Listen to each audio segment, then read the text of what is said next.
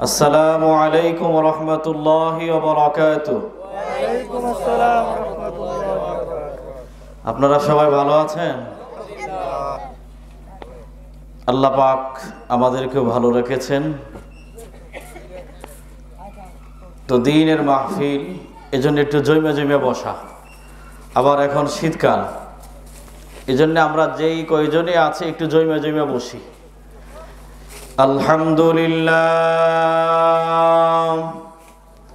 আলহামদুলিল্লাহ নাহমাদুহু ওয়া নাস্তাঈনুহু ওয়া নাস্তাগফিরুহু ওয়া নু'মিনু বিহি ওয়া নাতাওয়াক্কালু আলাইহি ওয়া নাউযু বিল্লাহি মিন শুরুরি আনফুসিনা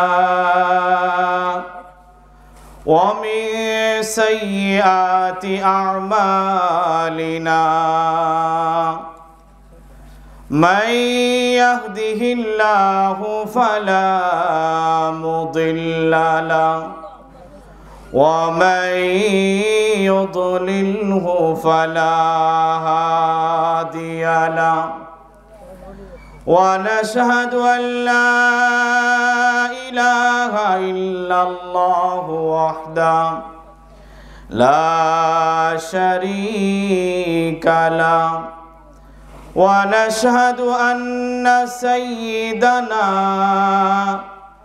ومولانا محمدا عبده ورسوله أما بعد فأعوذ بالله من الشيطان الرجيم بسم الله الرحمن الرحيم إن الله وملائكته يصلون على النبي يا أيها الذين آمنوا صلوا عليه وسلموا تسليما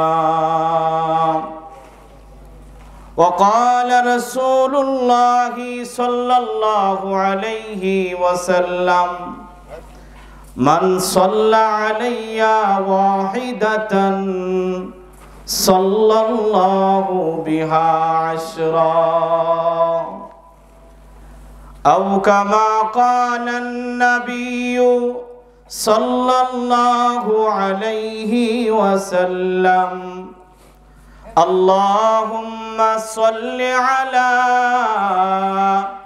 محمد النبي الأمي وعلى آله وسلم تسليما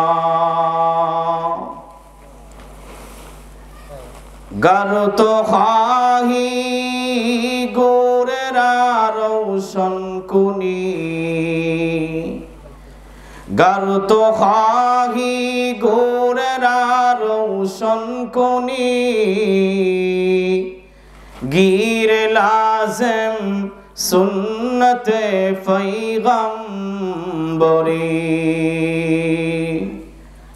جگہ جی لگانے کی دنیا نہیں ہے عبرت کی جائے تماشا نہیں ہے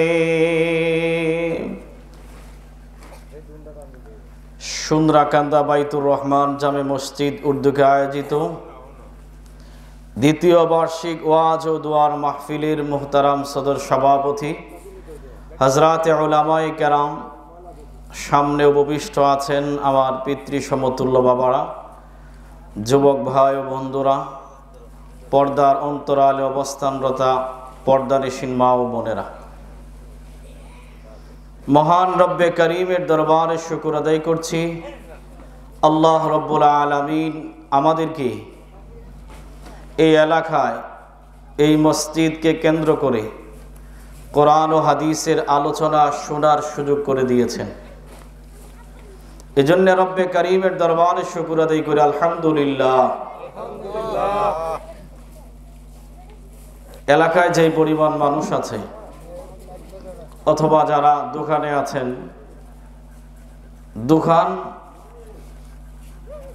মাহফিল উপলক্ষে যারা এসেছে ওরা তো আছেই, আউট আমরা যারা ঘুরতেছি, এই দোকান আপনাদের আশপাশে আরো অনেক দোকান আছে। আজকের এই সময়টাকে গনিমত মনে করে খুব দামি এক সময় চলতেছে, তো আপনি এই মাহফিল চলে গেলেও দোকান পাবেন, এখানে না পান অন্য জায়গায় পাবেন, দোকান থাকবে না। এজন্যে মেহেরবানি করে অযথা ওই মূল্যবান সময়টুকু আমরা সেখানে নষ্ট না করে কোরআন ও হাদিসের মজমায়, এখানে বড় বড় উলামায়ে কেরাম আছেন, আসবেন, কথা বলবেন। এজন্য সেখানে সময়টুকু নষ্ট না করে অথবা রাস্তাঘাটে অযথা ঘোরাফেরা না করে জান্নাতের এই বাগানে এসে আমরা উপস্থিত হয়ে যাই। এই মাহফিল আর আগামীকাল থাকবে না, আজকে আছে, রাত 12টার আগ অথবা পরে, এরপরে আর হবে না। এজন্য এই সময়টুকুকে খুবই গনিমত মনে করে যারা এখানে সেখানে ঘুরতেছি, মেহরবানি করে ঘোরাফেরা বন্ধ করে আমরা মাহফিল এসে যাই। একটু সাউন্ড দিয়েন, টিকু দিয়েন। তো আমি আপনাদের সামনে পবিত্র কোরআনের একখানা আয়াত পাঠ করেছি, প্রসিদ্ধ একখানা আয়াত, লম্বা চড়া কোনো কথা নয়, একদম সার ও সংক্ষেপে কিছু আলোচনা যেটা আমাদের জিন্দেগিতে খুবই প্রয়োজন। কিছু আমলি কথা আমরা শুনবো। রাজি আছি সকলে ইনশাআল্লাহ? আল্লাহ রাব্বুল আলামিন যুগে যুগে নবী রাসূলদেরকে দুনিয়াতে পাঠিয়েছেন উম্মতকে দাওয়াত দেওয়ার জন্য, আল্লাহ তাআলার সাথে সম্পর্ক কায়েম করার জন্য।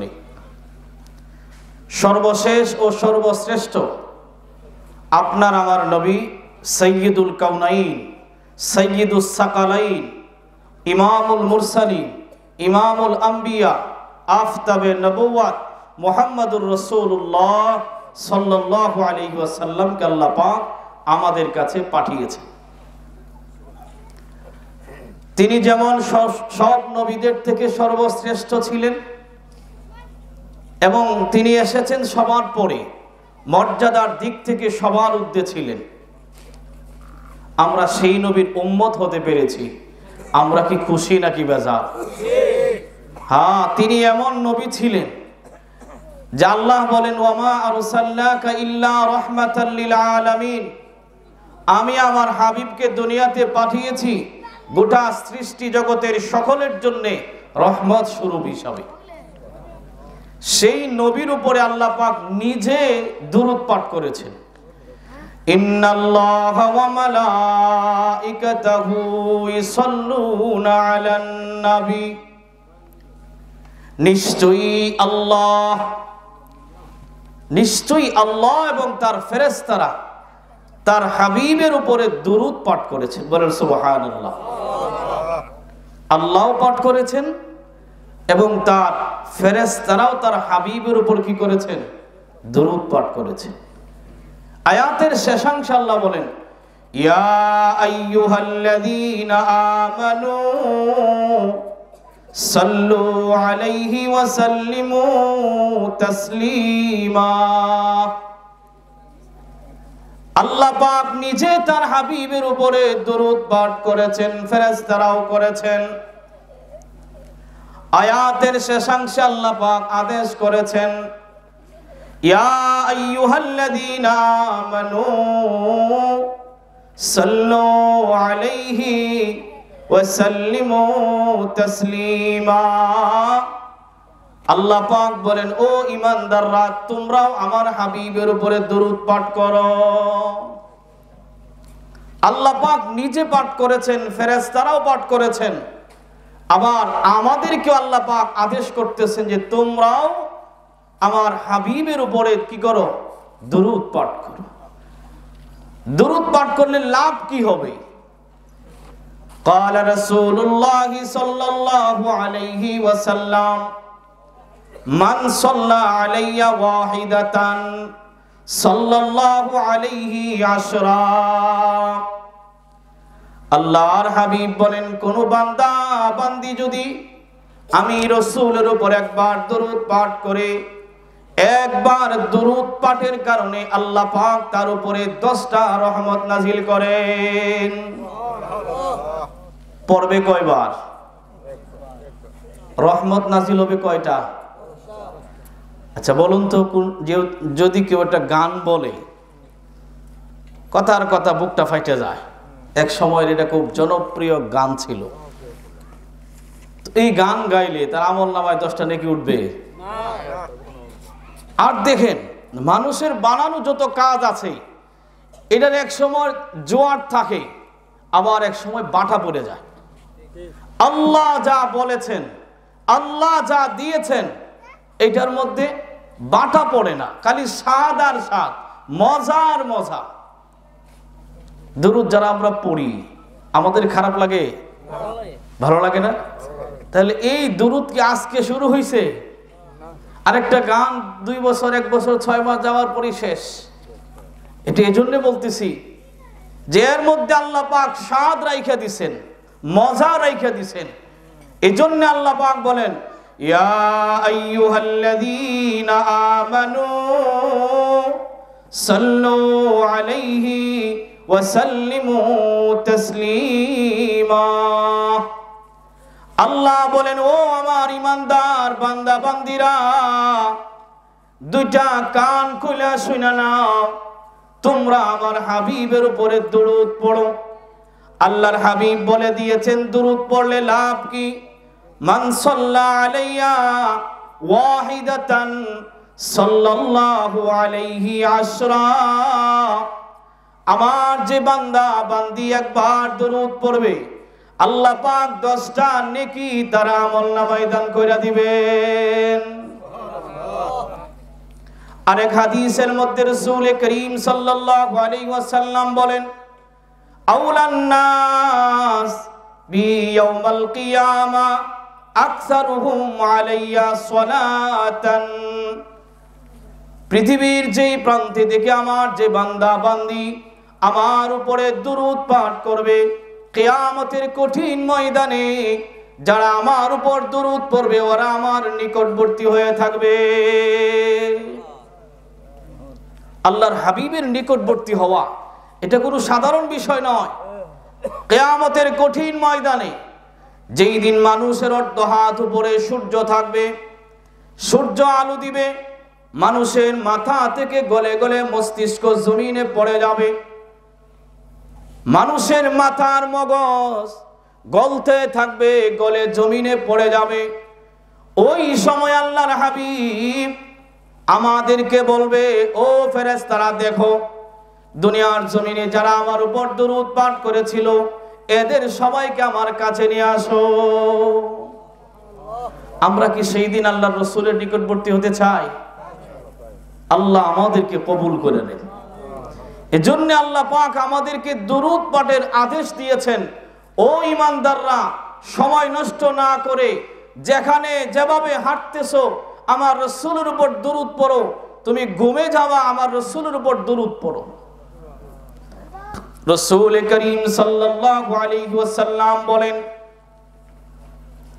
যেই বান্দা আমার উপর একবার দরুদ পাঠ করবে, আল্লাহ পাক ওই বান্দার উপরে 10টা রহমত নাজিল করবে। যেই বান্দা আমার উপরে দরুদ পাঠ করবে ওই বান্দা থেকে আল্লাহ পাক 10টা গুনাহ মাফ করে দিবেন। জান্নাতে তার জন্য 10টা মর্যাদা বৃদ্ধি করে দিবেন। এত সুবর্ণ সুযোগ আমাদের। আর এখানে মাহফিল হচ্ছে, আমরা এখানে সেখানে ঘোরাফেরা করে আমাদের সময়টুকু আমরা নষ্ট করতেছি। রাসূল করিম সাল্লাল্লাহু আলাইহি ওয়াসাল্লাম বলেন, ইন্না লিল্লাহি মালাইকাতান সাইয়াহিনা ফিল আরদি ইউবাল্লিগুনা মিন উম্মতি সালাম। পৃথিবীর যেই প্রান্তে আমার উম্মত দরুদ পাঠ করবে, ভালো করে শুনেন, পৃথিবীর যেই প্রান্ত থেকে আমার উম্মত আমার উপর দুরূদ পাঠ করবে, আল্লাহ পাকের কিছু ফেরেশতা এমন আছে যেই ফেরেশতা বান্দার নাম লেখা, বান্দার নাম, বান্দার বাবার নাম, দাদার নাম সহ আল্লাহর হাবিবের কাছে দুরূদের লিস্টি পাঠায় দেয়।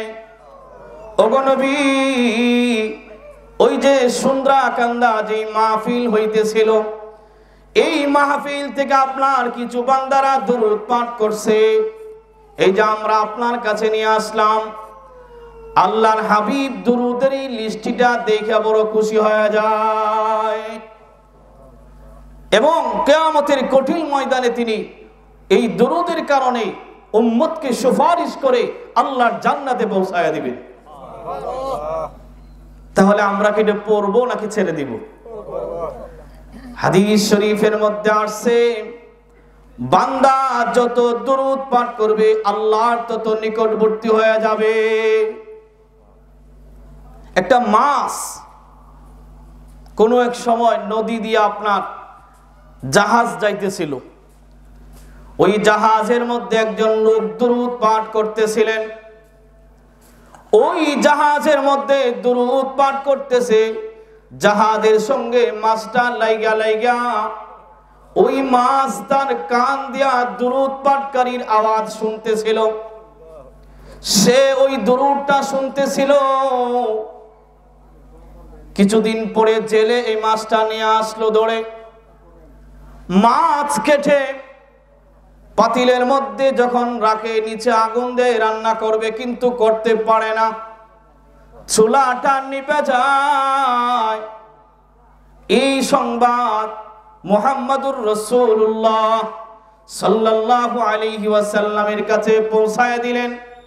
ওগো আল্লাহর হাবিব, মাছ তো কাটা হলো, আগুনে নিয়ে গেলে আগুনের চুলা নিভে যায়। আল্লাহর হাবিব বলেন, শোনো, এই মাছ তোমরা আগুন দিয়া জ্বালাইতে পারবে না। এই মাছ তার জবান দিয়া, তার কান দিয়া দুরূদ পাঠকারীর দুরূদ মনোযোগের সাথে শ্রবণ করেছিল। সে খালি শুনেছে, এজন্য তার এত দাম। আমরা যদি আমাদের জবানে এটাকে তেলাওয়াত করি, তাহলে আমরা আল্লাহর কাছে কত মকবুল হব। দুরূদের এক কিতাব লেখছেন দালাইলুল খায়রাত। ওই কিতাবের লেখক আবু আব্দুল্লাহ জাজুলি, অনেক বড় আলেম ছিলেন তিনি। দুরূদ শরীফের তিলাওয়াতের উপরে তিনি একটা কিতাব লিখছেন। আবু আব্দুল্লাহ জাজুলি বলেন, আমি সফর করতেছিলাম, সফর করতে করতে এমন এক জায়গায় গিয়ে আমি পৌঁছেছি, নামাজের সময় হয়ে যায়, কোথাও পানি পাই না। হাঁটতে হাঁটতে একটা কুয়া পেয়ে গেলাম, কুয়ার কাছে গেলাম, কিন্তু কুয়া থেকে পানি তোলার রশি নাই, বালতি নাই। আমি হয়রান হয়ে গেলাম, হায় হায়, নামাজের রক্ত তো চলে যাচ্ছে, আমি তো কাউকে খুঁজে পাই না। আমাদের কত নামাজ যায়, শরীরই বাজে না, ফজরের সময় ঘুমায়া যায়। হ্যাঁ, মসজিদ থেকে আল্লাহু আকবারের আওয়াজ আসে, কানের মধ্যে আরো কাপড় সুপড় দিয়া, যাতে করে আল্লাহু আকবারের আওয়াজ কানে না পৌঁছে, এই ব্যবস্থা করি। আবু আব্দুল্লাহ জাজুলি বলেন, আমি হয়রান হয়ে গেলাম, হায়রে, আমার জীবনের একটা ওয়াক্ত নামাজ চলে যাবে, আমি পড়তে পারবো না। এজন্য তিনি পেরেশান। এমন সময় 10-12 বছরের একটা মেয়ে কূপের সামনে আসলো। ওই মেয়ে জিজ্ঞেস করে, হুজুর কি সমস্যা বলেন? বলে, মা রে, নামাজের সময় তো চলে যাচ্ছে, নামাজ পড়তে পারবো না। কেন পড়তে পারবেন না? নামাজ পড়ার জন্য তো পবিত্রতা দরকার, পানি নেওয়া দরকার, কিন্তু পানি নেওয়ার মতো তো কিছু নাই। আবু আব্দুল্লাহ জাজুলি বারবার মেয়েকে বলতেছে, আমি নামাজ পড়তে পারবো না। এবার ওই ছোট্ট মেয়ে ডাক দেয়, বলে, হুজুর আপনার নাম কি? বলে, আমার নাম আবু আব্দুল্লাহ জাজুলি। বলে, আমি তো আপনার প্রশংসা অনেক শুনেছি, আপনি অনেক বড় আলেম, কূপ থেকে পানি তুলতে পারতেছেন না, এটা আবার কেমন কথা? আপনি কূপ থেকে পানি তুলতে পারতেছেন না, অথচ আপনি জগৎ বিখ্যাত একজন আলেমে দ্বীন। এবার ছোট্ট মেয়েটা তার মুখ থেকে একটু লালা কূপের মধ্যে ফেলে দেয়। ওই মেয়ের মুখের লালা কূপের মধ্যে পড়ার সাথে সাথে কূপের পানি উতলাইতে উতলাইতে কূপের উপরে উঠা যায়। আবু আব্দুল্লাহ জাজুলি সুন্দর করে ওযু বানায়, ওযু বানায়া জিজ্ঞাসা করে, মা রে, এই মর্যাদা তুমি কেমনে অর্জন করলা? এই দাম তোমার কাছে, আল্লাহর কাছে তুমি এত দামি কিভাবে হইলা? ওই ছোট্ট মেয়ে ডাকতে বলে, হুজুর, যেই দিন থেকে আমি শুনেছি আল্লাহ বলেছেন, ইয়া ইন্নাল্লাহা ওয়া মালাইকাতাহু ইসাল্লুনা আলান নবী ইয়া আইয়ুহাল্লাযীনা আমানু সাল্লু আলাইহি ওয়া সাল্লিমু তাসলিমা। আমি আমার কান দিয়া যেই দিন এই আয়াত শুনেছি যে আল্লাহ তার হাবিবের উপরে দরুদ পড়ে, সেই দিন থেকে আমি আমার জীবনের সবটুকু সময় দরুদের জন্য ওয়াকফ করে দিয়েছি। সেই দিন থেকে আমি আমার সবটুকু সময়কে দরুদের জন্য ওয়াকফ করে দিয়েছি। হাঁটতেছি দরুদ পড়তেছি, ঘুমাইতে যাচ্ছি দরুদ পড়তেছি। তো এই দরুদের কারণে আল্লাহ পাক আমাকে এই মর্যাদা দান করে দিয়েছে।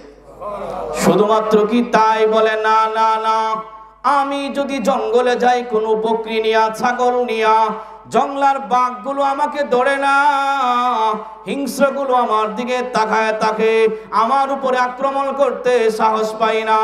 একটা আর একটাকে ডাক দিয়ে বলে, এ কোনো সাধারণ মহিলা নয়, এর অন্তরে আল্লাহর হাবিবের দরুদ আছে। এত দামি একটা আমল, একদম সহজ। সাল্লাল্লাহু আলাইহি ওয়াসাল্লাম, সবাই পড়েন সাল্লাল্লাহু আলাইহি ওয়াসাল্লাম। কয় মিনিট লাগছে? সর্বোচ্চ 1 সেকেন্ড। আল্লাহ তাআলার পক্ষ থেকে 10টা রহমত আমাদের উপর নাজিল হইল, 10টা গুনাহ আল্লাহ মাফ করে দিয়েছেন, 10টা মর্যাদা আল্লাহ পাক বৃদ্ধি করে দিয়েছে। এত সহজ একটা আমল আল্লাহর কাছে দামি হওয়ার জন্য সবচেয়ে দামি এবং গুরুত্বপূর্ণ আমলের নাম হলো কি? দুরূদ শরীফ। এটা আরো সহজে বোঝা। যেখানে আল্লাহ তার হাবিবের উপর দুরূদ পড়েছেন, এর থেকে তো আর দ্বিতীয় কোনো দলিলের প্রয়োজন হয় না এটার গুরুত্ব বোঝানোর জন্য। কারণ আল্লাহ তার হাবিবের উপর দুরূদ পড়েছেন, ফেরেশতাদেরকে আদেশ করেছেন, ঈমানদারদেরকে আল্লাহ পাক আদেশ করেছেন, তোমরা তোমাদের হাবিবের উপর দুরূদ পড়ো। পৃথিবীর যেই জায়গায় বৈশা দুরূদ পড়বে, ফেরেশতারা নাম সহ আল্লাহর হাবিবের কাছে পৌঁছায় দেয়। আল আম্বিয়া ওয়া আহইয়াউন ফি কুবুরিহিম ওয়া হুম ইসাল্লুন। সমস্ত নবীরা কবরে জিন্দা। নবীরা কি কবরে? সব নবীরাই কবরে কি? জিন্দা। আবার পেশ লাগায়েন না। এখন যারা কিয়াম করে এরা বলবে নবী জিন্দা, তাহলে আমরা এখানে কিয়াম যখন করি তো সেখানে তো নবী আসবেনি। কয় না, হাদিসের অর্থ তো এটা নয়। আল আম্বিয়া ওয়া আহইয়াউন ফি কুবুরিহিম, তারা তাদের কবরে জিন্দা, বাহিরে আসার তো সুযোগ নাই। তারা কোথায় জিন্দা? কবরে জিন্দা। তো পৃথিবীর যেই জায়গা থেকে দুরূদ পাঠ করে, ওই দুরূদ আল্লাহর হাবিবের কাছে পৌঁছায় দেয় ফেরেশতারা। ফেরেশতারা ডাকতে বলে, নবী গো, আপনার উম্মত আপনার জন্য দুরূদের হাদিয়া পাঠাইছে, গ্রহণ করেন। আল্লাহর নবীর সামনে বারবার দুরূদের লিস্টিটা পৌঁছানো হয়। আমি যদি প্রতিদিন দুরূদ পড়ি, প্রতিদিনের দুরূদের লিস্টি আল্লাহর হাবিবের কাছে পৌঁছানো হয়। এবার আপনারা বলুন, প্রত্যেক দিন যদি আমার নামে দরুদ আল্লাহর নবীর কাছে পৌঁছে, তাহলে আল্লাহর হাবিব কিয়ামতের ময়দানে আমাকে চিনতে কষ্ট হবে নাকি সহজ হবে? বারবার যদি আপনার সঙ্গে আমার দেখা হয়, কথা হয়, তাহলে আমাকে চিনতে আপনাদের কষ্ট হবে? বলবেন উনি তো ছিলেন মসজিদের হুজুর, কারণ বারবার দেখা হয়। তো ঠিক অনুরূপভাবে আপনি যখন সকালে পড়বেন, বিকালে পড়বেন, রাত্রে পড়বেন, ঘুমানোর আগে পড়বেন, ঘুম থেকে উঠে পড়বেন, সব আল্লাহর নবীর কাছে গিয়া জমা হয়। নবীজি তখন ওই উম্মতের জন্য কবরে বৈশা বৈশা দোয়া করতে থাকেন। অথচ আমরা আমাদের সময়কে কতভাবে নষ্ট করি। হ্যাঁ, চায়ের দোকানে বৈশা চা খাইতে খাইতে কত সময় নষ্ট করতেছি। হ্যাঁ, এক তো চা খাইলাম, আবার গিবতের মাঝখানে বসলাম, গিবত তো করতেই আসি। হ্যাঁ, এর দোষ তার দোষ, মানে চায়ের দোকানে বসলেই দেখবেন কথা নাই, এরপরে কথার একটা বস্তা ঘুরে যাবে, ঘন্টার ঘন্টা সেখানে বৈশা সে নষ্ট করে দিতেছে। আবার মসজিদে যাওয়ার পরে যদি 1 মিনিট নামাজের দেরি হয়ে যায়, বলে হুজুর সময় তো হয়ে গেছে আরো আগে। কথা বুঝেন নাই? অথচ চায়ের দোকানে বৈশা কত আড্ডা দিতেছে, সেখানে তো সময় যায় না। মসজিদে আসছে তো বৈশা থাকবে, যতক্ষণ বৈশা থাকবে তার জন্য নামাজের সওয়াব লেখা হবে, এইটা সহ্য হয় না। কই সময় তো হয়ে গেছে গা হুজুর, ভালো করে দেখেন। হুজুর মনে হয় চোখ নাই দুইটা। এরকম হয় কিনা আমাদের অবস্থা? এটা আমাদের সমাজের একটি বাস্তব অবস্থা। আমরা এটা বুঝি না। একবার দুরূদ পাঠ করলে তো আল্লাহ পাক আমাকে 10টা নেকি দিবেন, এটা চিন্তা করি না। মসজিদে গিয়া যতক্ষণ বসে থাকবো, আমার কান গীবত থেকে মুক্ত থাকবে, আমার চোখ গুনাহ থেকে মুক্ত থাকবে, আমার পা গুনাহ থেকে মুক্ত থাকবে, এই ফিকির কিন্তু আমাদের মধ্যে নেই। মুহতারাম হাজিরিন, আল্লাহ পাক স্বয়ং নিজে তার হাবিবের উপর দুরূদ পড়েছে। এজন্য আমরা এই কাজটা করবো তো ইনশাআল্লাহ, সবাই করবো তো ইনশাআল্লাহ। মা বোনদেরকে গিয়াও বাড়িতে বলবো যে তুমি একটা আমল বানায় নাও, সকাল বিকাল তুমি কি পড়বে? দুরূদ শরীফ পড়বে। রাসূল করিম সাল্লাল্লাহু আলাইহি ওয়াসাল্লাম আরেক হাদিসের মধ্যে বলেন, মান সাল্লা হিনা ইউসবিহু আশরান ওয়া হিনা ইউমসি আশরান আদরাকাতহু শাফাআতি ইয়াউমাল কিয়ামাহ। আল্লাহর হাবিব বলেন, নিয়মিত যেই বান্দা সকালে আমার উপর 10 বার দুরূদ পড়বে, বিকালে আমার উপর 10 বার দুরূদ পড়বে, আমি রাসূল তার জন্য কিয়ামতের দিন সুপারিশ করে জান্নাতে পৌঁছা দিব। কত সহজ কাজ। নেকি কামানোটা বড় সহজ, কিন্তু এই সহজটাকে আমরা গ্রহণ করতে পারি না, গ্রহণ করি না।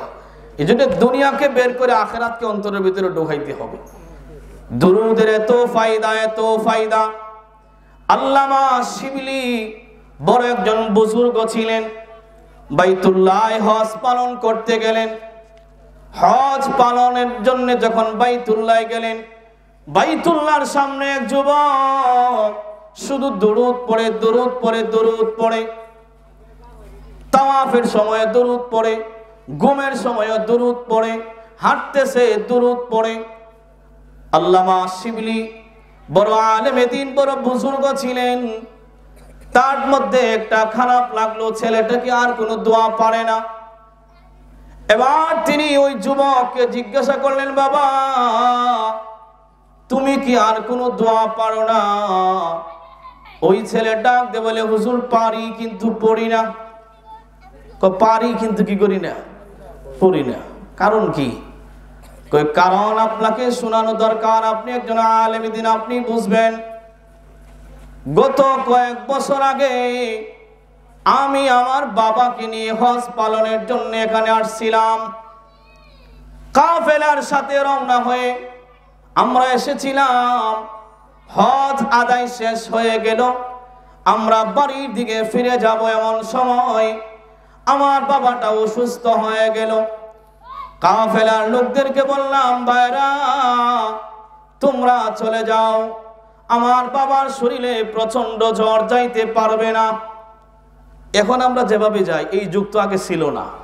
গাধার উপর সাওয়ার হয়ে, উটের উপর সাওয়ার হয়ে, ঘোড়ার উপরে সাওয়ার হয়ে তারা আসছেন। কাফেলার লোকদেরকে বললেন, তোমরা বাড়িতে চলে যাও, আমার বাবার শরীরে যেই জ্বর, বাবাকে ঘোড়ার উপর বসায় নেওয়া যাবে না। আমি কয়েকদিন বাবার সেবা করে বাবাকে সুস্থ করে তুলে এরপরে বাড়ির দিকে রওনা হব। 2-3 দিন বাবাকে সেবা করার পরে সুস্থ হলেন। এবার বাবাকে নিয়ে ঘোড়ার উপর আরোহণ করে বাড়ির দিকে চললেন। 2-3টা মরুভূমি পাড়ি দেওয়ার পরে আর শরীরে হাত দিলেন। হাত দিয়া দেখলেন বাবার শরীরে প্রচন্ড জ্বর, অসুস্থ বাবাকে নিয়ে আর বাড়ির দিকে যাওয়া যাবে না। এই ঘটনা কিন্তু হুজুরে শুনাইতেছে, ও হুজুর বাবাকে নিয়ে আর যাওয়া যাবে না। ঘোড়া থেকে নাইমা একটা তাবু টানাইলাম, এরকম করে তাবু টানায়া বাবার শরীরে বারবার হাত দেই। বাবার শরীরে প্রচন্ড জ্বর। হায় হায়, আমি কোথায় যাব? এখানে কোনো ঘর বাড়ি নাই। সন্ধ্যা হয়ে গেল। সন্ধ্যার পরে আমি মরুভূমির মাঝে ঘর বাড়ি খুঁজি। হাইরে, একটা বাজার যদি পেয়ে যাইতাম, অসুস্থ বাবার জন্য একজন ডাক্তার নিয়ে আসতাম, ওই ডাক্তার বাবার চিকিৎসা করত। এই সন্ধানে আমি বের হয়ে গেলাম। সন্ধ্যার পরে আমি ডাক্তার খুঁজতে খুঁজতে খুঁজতে মধ্যরাত হয়ে গেল। বাবার কাছে আমি ফিরে আসলাম। বাবার কাছে আইসা দেখি বাবার দুনিয়াতে নাই। আমি নিরুপায় হয়ে গেলাম।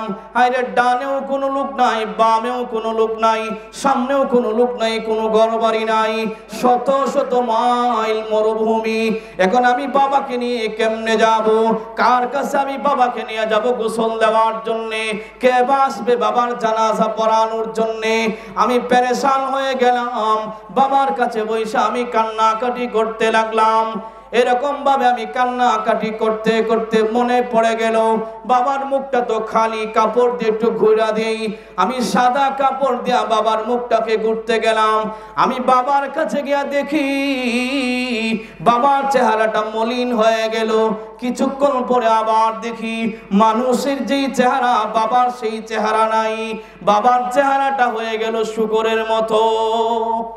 পেরেশান হয়ে গেলে যে হায় হায়, বাবা তো মারা গেল। এখন আবার দেখি বাবার চেহারাটা কার চেহারার মতো হইল? শুকরের চেহারার মতো। পেরেশান, কি করবে এখন? আবার ভয়ও লাগে। ভয় লাগবে না? মানুষের একটা নরমাল চেহারা, এটা যদি শুকরের চেহারার মতো হয় তাহলে কেমন লাগবে?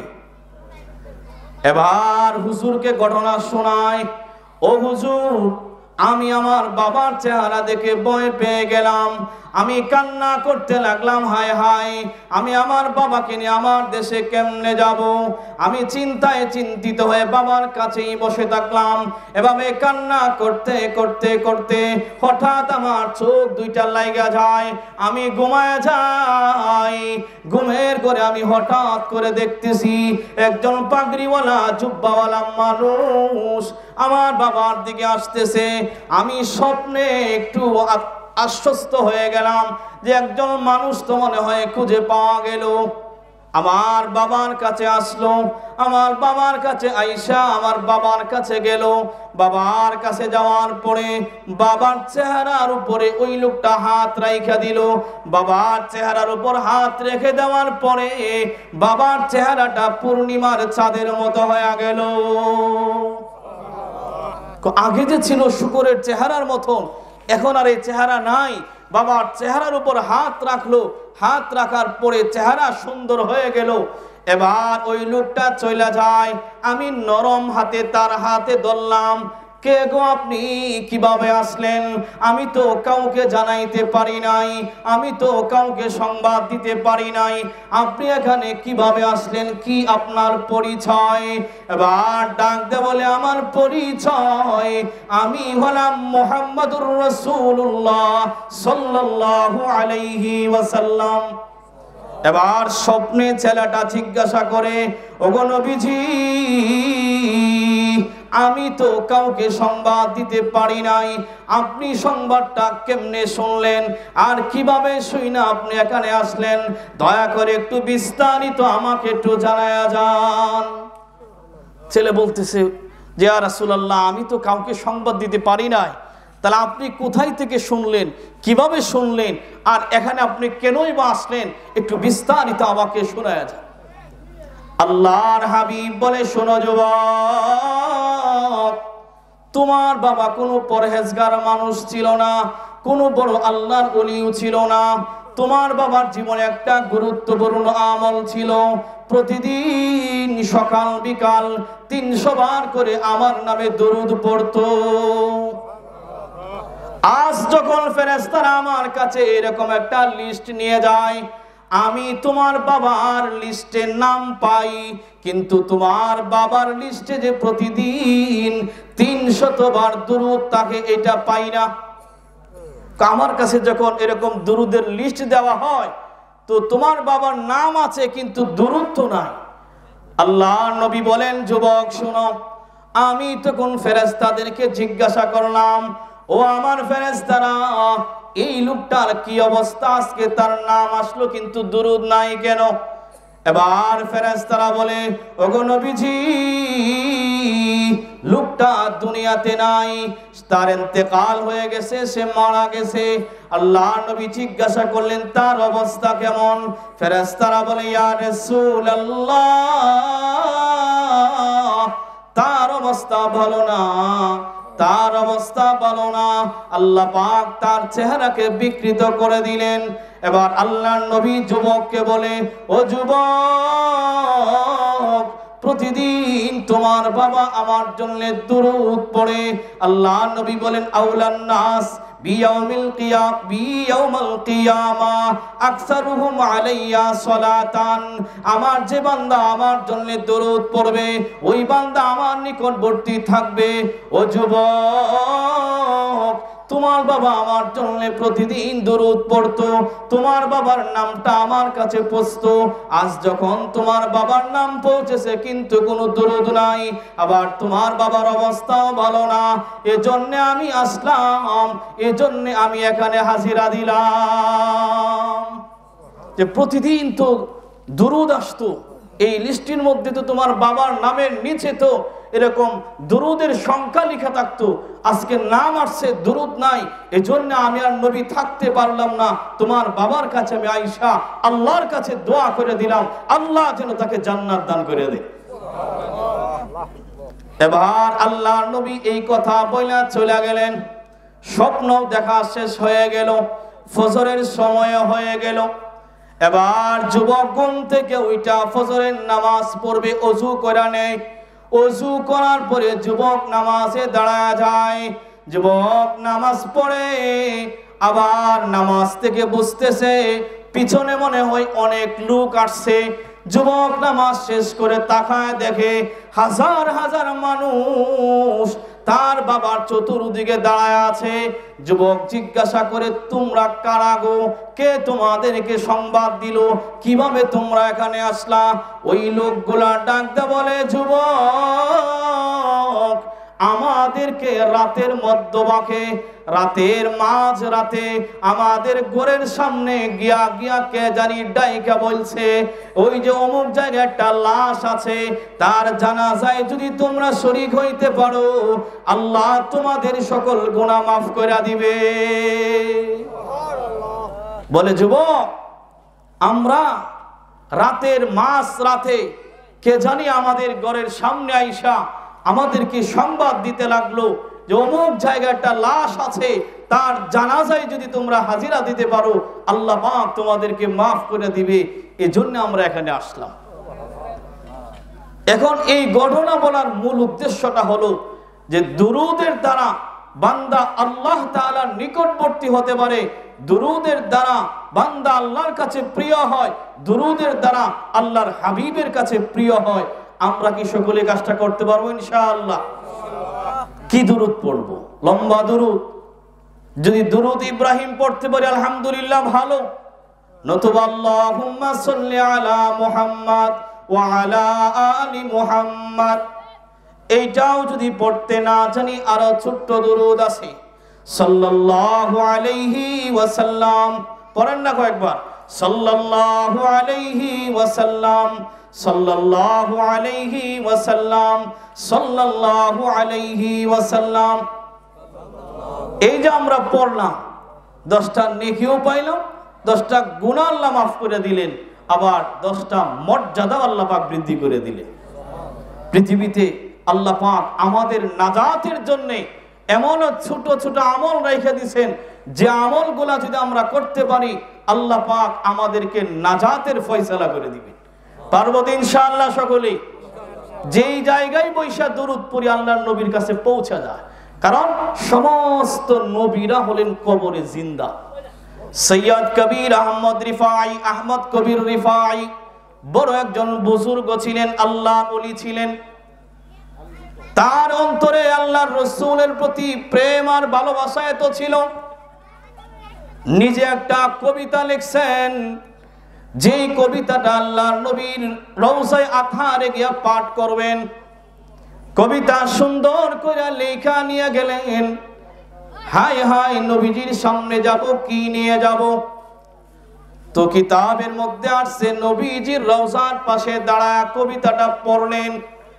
পড়লেন, এমন পড়া তিনি পড়লেন, আল্লাহর নবীকে ডাক দিয়ে বলেন, নবী গো, এখান থেকে আমি যাব না যতক্ষণ না আপনার হাত বের করে দিবেন। আমার এই দুই ঠোঁট দিয়ে আপনার হাতে আমি চুমু খাবো।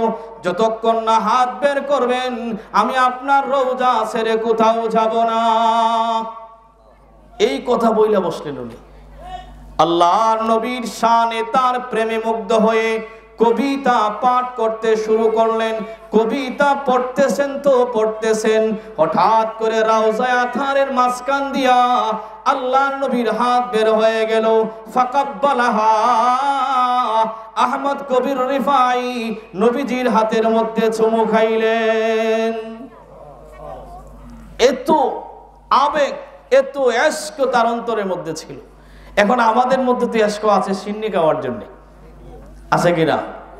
হ্যাঁ, মাজারে মাজারে গিয়া দেখবেন লম্বা চৌড়া আপনার ইয়া দেয়, জশ্নে জুলুস। কি দেয়? জশ্নে জুলুস। 60 দিন, 30 দিন পর্যন্ত রসুলের জন্য কি জানি পালন করে, মৃত্যুবার্ষিকী, জন্মবার্ষিকী পালন করে। অথচ এদের অন্তরে ন্যূনতম ভালোবাসা আল্লাহর নবীর জন্য নাই। আছে? যদি ভালোবাসা তাকে আল্লাহর নবী, আল্লাহ পাক বলেন, কুল ইন কুনতুম তুহিব্বুনাল্লাহ ফাত্তাবিউনি ইউহিব্বুকুমুল্লাহ ওয়া ইয়াগফির লাকুম যুনুবাকুম ওয়াল্লাহু গফুরুর রহিম। কেউ যদি আল্লাহর নবীকে ভালোবাসতে চায়, আল্লাহ পাক তার হাবিবকে বইলা দিলেন, নবী গো, যদি আমি আল্লাহকে ভালোবাসতে চাই তাহলে আপনাকে ভালোবাসতে হবে। আর যদি আপনাকে ভালোবাসে, আমার পক্ষ থেকে দুইটা ঘোষণা। কয়টা? ইউহিব্বুকুমুল্লাহ, আল্লাহ ওই বান্দাকে ভালোবাসবেন। সুবহানাল্লাহ। ওয়া ইয়াগফির লাকুম যুনুবাকুম, আর আল্লাহ পাক তার সমস্ত গুনাহসমূহকে মাফ করে দিবেন। এটা হলো ভালোবাসা। আর আমরা আমাদের অন্তরে যে ভালোবাসা আছে, এটা হলো লোক দেখানো ভালোবাসা। হ্যাঁ, আল্লাহর রাসূলের ইজ্জতের উপর হামলা হয়, আমরা কিন্তু নিশ্চুপ হয়ে বসে থাকি। এখন দেখেন এক পাগলায় বাউল, আউল বাউল ছিলেন না, আল্লাহর ব্যাপারে মন্তব্য করে বসছে। আল্লাহ কি বলে ও বুঝে না। ওর মধ্যে সেই বোঝার মতো তো শক্তি থাকতে হবে। ওর মাথার মধ্যে কুকুরে পেশাব করে দিয়েছে, যেই পেশাবের কারণে সুস্থ মস্তিষ্ক তার মধ্যে নাই, সুস্থ চিন্তা চেতনা তার মাথার মধ্যে নাই। সুস্থ চিন্তা চেতনা না থাকলে আল্লাহ যে কি বলেছে সেটা বুঝবে কেমনে? কথা বুঝেন নাই? আমাকে, আমার মাথায় তো সেই ধারণ ক্ষমতা থাকতে হবে। আল্লাহ কি বলেছেন, আল্লাহ কি বলছেন, বলবেন, এটা বুঝার মতো ধারণ শক্তি যদি আমার হাতের মধ্যে, মাথার মধ্যে না থাকে, তাহলে তো আমি বুঝতে পারবো না। পারবো? বুঝতে পারবো না। এজন্যে সেই ধারণ শক্তি রাখবো।